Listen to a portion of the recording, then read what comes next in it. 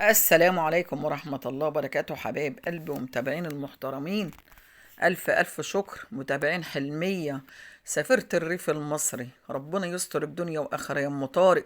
ربنا يحبب فيك الرب والحصى اللي في الأرض ويفك كربك، وربنا إن شاء الله مش هيسيبك. ربنا يفضل واقف معاكي. اللهم صل وسلم وبارك عليك يا حبيبي يا رسول الله. يا رب ارحم موتانا واشف مرضانا يا رب. دعواتكم يا حبايب قلبي، ربنا يشفي لي الحاج ابو ايمن ويشفي كل مريض، والله يرحم جميع موتى المسلمين، يرحم بنته وجوز بنته ويرحم كل اللي سبقونا. يا رب ينصر شعب فلسطين وغزة والمسجد الاقصى، اللهم امين يا رب العالمين. ربنا يكملها بالستر يا حبايب قلبي. طبعا انتوا عارفيني يا جماعة، انا يعني بقول لك الاختلاف في الرأي لا يفسد في الود قضية. طبعا انتوا عارفين الظروف اللي فيها حلمية سافرت الريف المصري.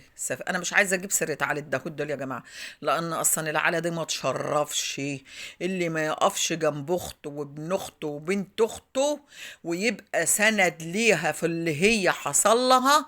دول يبقى زي قلتهم، ما حدش يزعل مني يا جماعه. ما هو الشدة بيقول لك ربنا يخليك يا شدة بتعرفين العدو من الحبيب.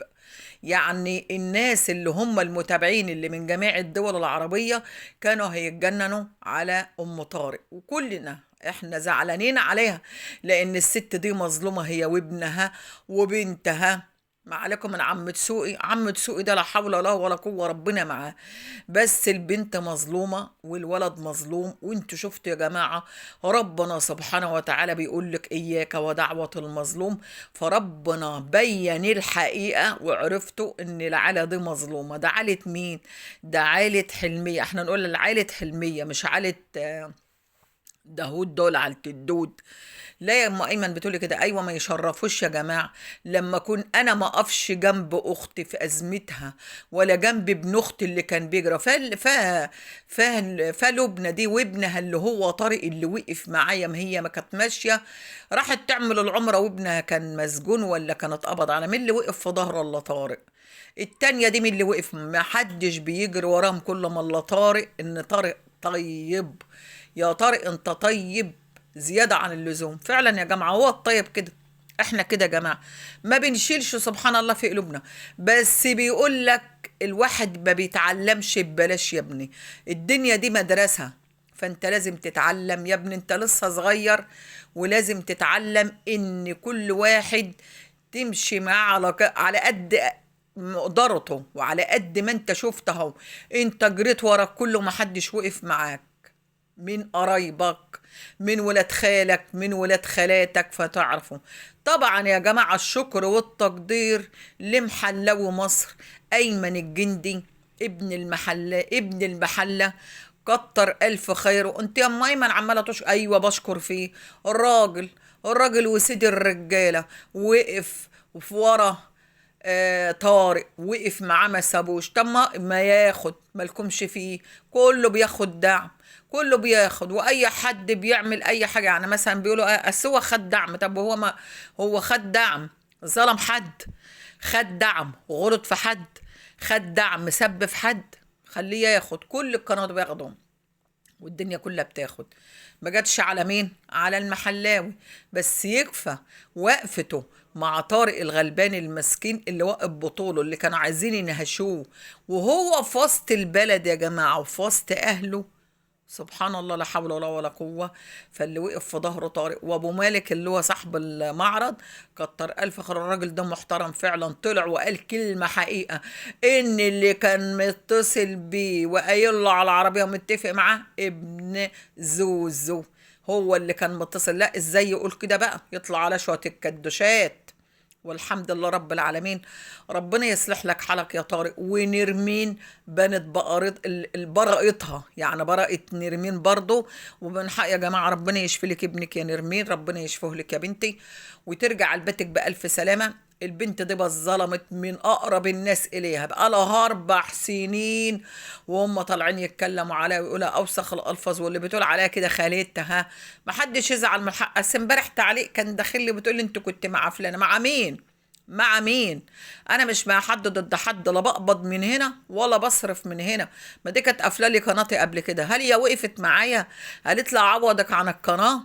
ابدا يا جماعه الخير. ابدا. بس انا لاقيه ام طارق مظلومه ومحطوط عليها وصعبانه عليا جامد جامد جامد، اقسم بالله. انا قلبي بيتقطع على حلميه سفيره الريف المصري، هي وابنها وبنتها وجوزها، لان مضل مظلومين. بس هو الغلبان مش من حد، ولا الكحكه في ايد اليتيم عجباه. لما يجي لها دعم ازاي جالها، انما يجي للتانية حلو قوي وعسل، امال ايه. بس اعمل حسابك يا زوزو، بصي هم وقعوكي واقرب الناس اليك، وانت عارفه اللي بتخش عندك وبتاكل عيش وملح دي ما بتحبكش، ولا الوليه التانية الكبيره ولا كلهم. اقسم بالله يا جماعه هم وقعوها، وهم عارفين عملوا ايه فيها، عملوا ايه فيها. كله بيكبر قنواته، كله ان هم بس اسمها وكده. لكن قالت انهم بيحبوكي، لما بيحبوكش. لو كانوا بيحبوك وبيريدوك زي ما احنا كنا بنقول ان عمر الدم ما هيبقى ميه، ويا رب الاخوات يرجعوا لبعض. واحنا بنتمنى، انا بتمنى من كل قلب ان الاخوات كلهم يبقى حلوين وبعض. بس اللي انا شايفاه، ان قلت كذا مره يا جماعه، الشده بتبين. ربنا يخليك يا شده، بتعرفين العدو من الحبيب. لما الست ديك وقعت الوقعه دي، ما لقيتش حد يمد ايده ليها من اخواتها واقرب الناس الى لك. انا بروح يصوروا معايا ويكبروا قنواتهم، خلعوا. خلعتوا ليه؟ خايفين ليه؟ ده ما بياخدش الراحة اللي خالقها. ده انا لما الاقي اخت حد يكلمها، ده انا اكله بعروشه. ليه؟ هو الدم عندكم مية، ولا انتوا اهم حاجة عندكم الدعم اللي بيجيلكم من الطرف التاني؟ لان فعلا اسلحة حلمية ما عندهاش دعم، ولا ما بتديش. والتانية بقى بغرقاكم وكسرة عينكم، كسرة عينيكم. عرفتوا يا حبايبي؟ فالشكر والتقدير لابو مالك وللمحلاوي وللناس الحلوة كلها اللي وقت في ظهر طارق، وللمتابعين المحترمين اللي يشتغلوا على الراس.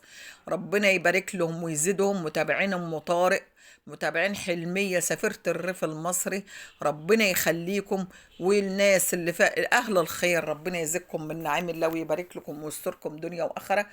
وربنا معاك يا ام طارق، ربنا ما بيسيبش حد يا جماعه. وقلت لكم الظلم ظلمات يوم القيامه، وكما تدين تدين، وياك ودعوه المظلوم.